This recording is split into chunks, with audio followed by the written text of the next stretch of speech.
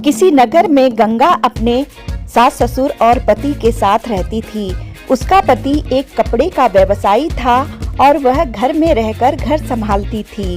वह बहुत ही सुंदर और सुशील थी। वह सुबह जल्दी ही उठ जाया करती थी और घर के सारे काम जल्दी जल्दी निपटा लिया करती थी। वह पूजा पाठ भी बहुत मन से करती थी। उसके सास ससुर बहुत खुश रहा करते थे। वह उनकी सेवा भी किया करती थी। आसपास के लोग भी कहते थे कि देखो चौधराइन चाची की बहू कितनी सुघड़ है।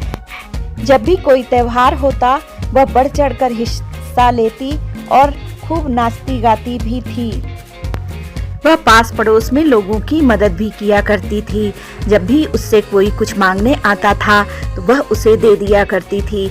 जबकि उसे एक बार एक पंडित जी ने समझाया था, बेटी, हर चीज का दान नहीं किया जाता है। कुछ वस्तुओं का दान कदापि नहीं करना चाहिए। उसका तुम्हें पता होना चाहिए, नहीं तो कभी तुम मुसीबत में भी फंस सकती हो। वह इन बातों पर विश्वास नहीं करती थी। उसका पति भी उसे खास टोकता नहीं था क्योंकि वह घर का माहौल बहुत ही खुशनुमा रखती थी।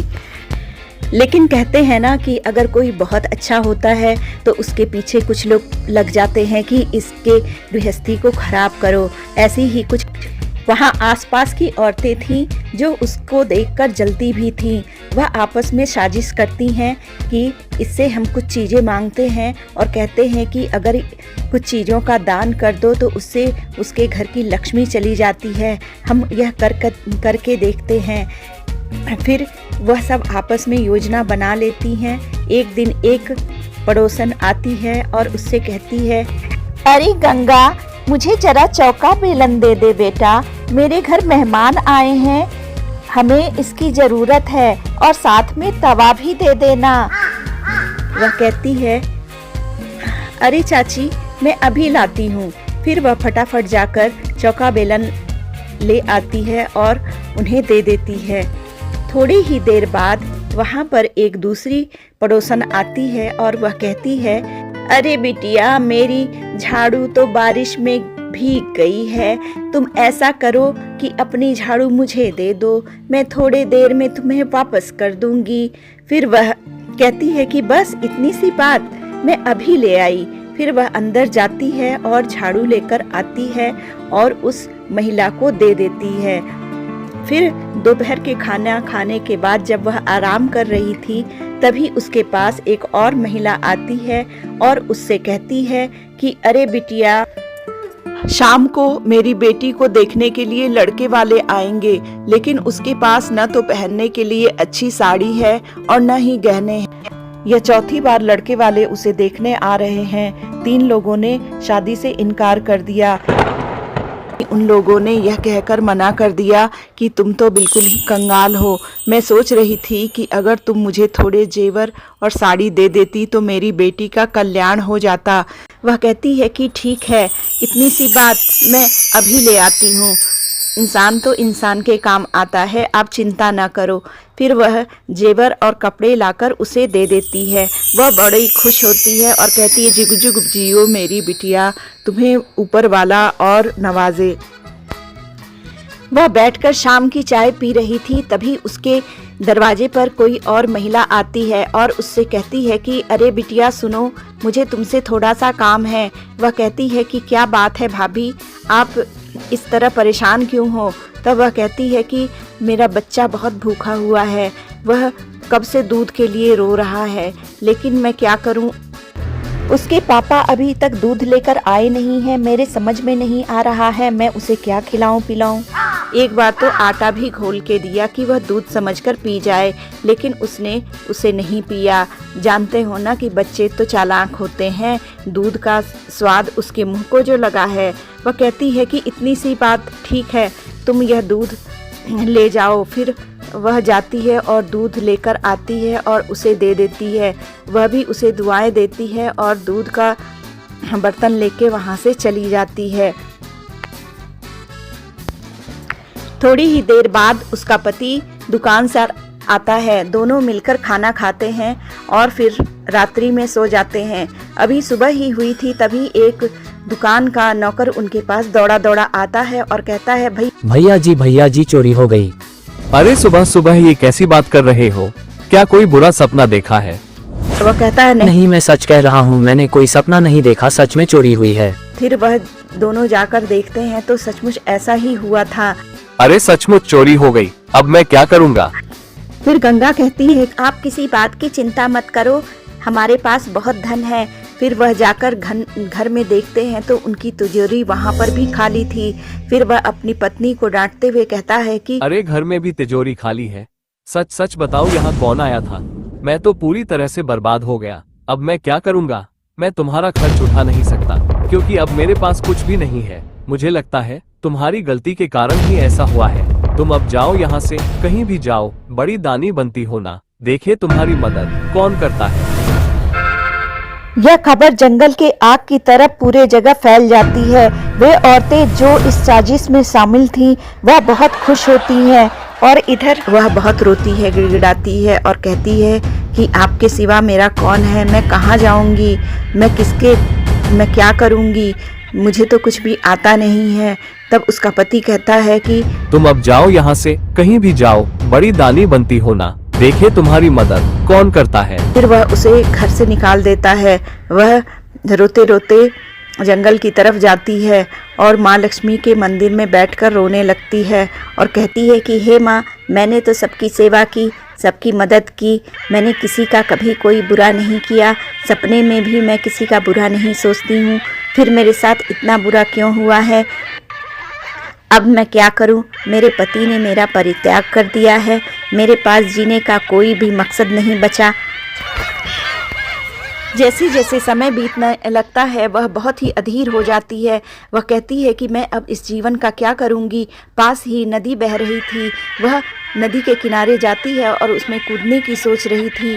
वह जैसे ही छलांग लगाती है, चमत्कार होता है, उसके सामने माँ लक्ष्मी प्रकट हो जाती हैं और वह एक चट्टान पर जाकर बैठ जाती है। माँ लक्ष्मी उससे कहती हैं कि बेटी, यह तुम क्या कर रही हो? आत्महत्या, यह तो महापाप है। ईश्वर की तरफ से मनुष्य का जीवन तो वरदान स्वरूप होता है, तुम ऐसा मत करो, इससे तुम पाप की भागीदार बनोगी। वह रोते रोते माँ से कहती है, माँ और मैं क्या करूँ?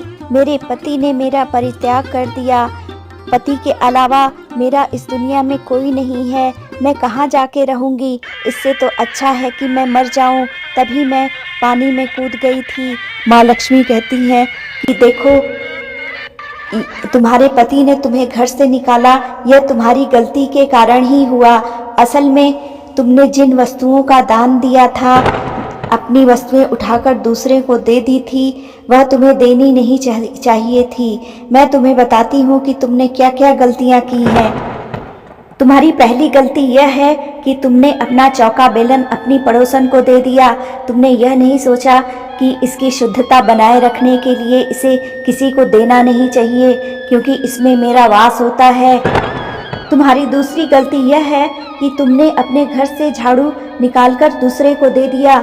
झाड़ू में मेरा वास होता है, इसे ऐसे स्थान पर रखना चाहिए जहाँ इस पर किसी की नज़र न पड़े। साथ ही इसे पैर से छूना भी नहीं चाहिए और इसके कारण मैं रुष्ट हो गई। और तीसरी गलती तुम्हारी यह है कि तुमने अपने आभूषण अपने पड़ोसी को दे दिया था, क्योंकि आभूषणों में भी मेरा वास होता है, इसलिए मैं तुमसे रुष्ट हो गई थी।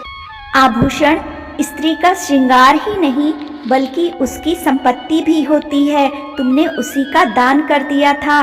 और चौथी गलती तुम्हारी यह है कि तुमने शाम के समय तुमने दूध का दान किया था, इसलिए मैं तुमसे रुष्ट हो गई, क्योंकि शाम होने पर किसी को भी सफ़ेद वस्तु का दान नहीं करना चाहिए। लेकिन तुमने सारे उल्टे काम किए और मेरे साथ साथ तुम्हारा पति भी तुमसे इसी कारण नाराज हो गया। हे माँ लक्ष्मी, मैं क्या प्रायश्चित करूं जिससे मेरा सब कुछ वापस मिल जाए? तब माँ लक्ष्मी कहती हैं कि हे गंगा, तुमने तो जितना प्रायश्चित करना था कर लिया, जितना तुम्हें दुख उठाना था तुमने उठा लिया, अब सब कुछ ठीक हो जाएगा। तुम अपने घर जाओ और पहले की तरह ही रहो, मैं तुम्हारा धन वैभव सब कुछ वापस कर दूंगी। इतना कहकर माँ लक्ष्मी वहाँ से अंतर ध्यान हो जाती हैं। गंगा भी वहाँ से अपने घर की तरफ जाने लगती है। वह मन ही मन बहुत प्रसन्न थी। तभी वह क्या देखती है कि उसका पति भी उसकी तरफ चला आ रहा है, साथ में उसकी सासू माँ भी थी। वह उसे देखकर कहता है कि तुम कहाँ चली गई थी? मैंने तो जो कुछ कहा था गुस्से में कहा था। ऐसे घर को छोड़कर कौन जाता है पगली? मैं तो तुम्हारे बिना जी ही नहीं सकता।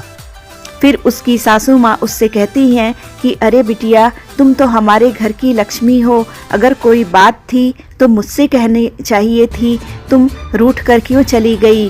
फिर वह अपने पति और सास के साथ अपने घर जाती है और वहाँ पर सुखपूर्वक रहने लगती है और मन ही मन प्रण लेती है, हे माँ लक्ष्मी, अब मैं कभी भी चौके बेलन और तवा किसी को नहीं दूंगी और साथ ही अपनी झाड़ू भी किसी को नहीं दूंगी, आभूषण तो किसी को देखने भी नहीं दूंगी और दान देना तो बहुत दूर की बात होगी।